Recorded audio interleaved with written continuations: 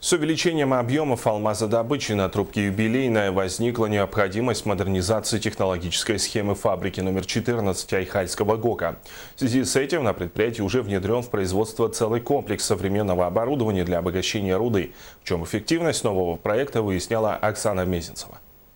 Тяжело-средная сепарация – непонятное слово для обычного обывателя. Но обогатители знают, именно обогащение в тяжелых средах – наиболее простой в применении процесс. Внедренная в производство тяжелосредная установка, которая позволит увеличить извлечение алмазов, представлена большим количеством технологического оборудования. Сегодня на полной мощности работают грохота, магнитные сепараторы, насосные агрегаты, ленточные питатели и гидроциклоны, где и происходит обогащение руды. Извлечение данного процесса составляет 99, достигает 100%.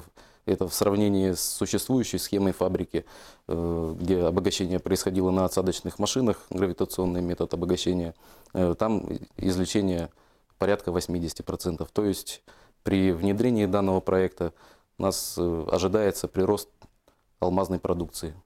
Чтобы внедрить в производство такое большое количество единиц технологического оборудования, понадобилось время. Все работы по монтажу, начиная с подготовительных и заканчивая устранением выявленных недоработок в период пусконаладки, проводились подрядной организацией «Алмазтехмонтаж». Оборудование все импортное, в основном производство Южноафриканской республики. Это грохота фирмы Вибромех, магнитные сепараторы Малверн.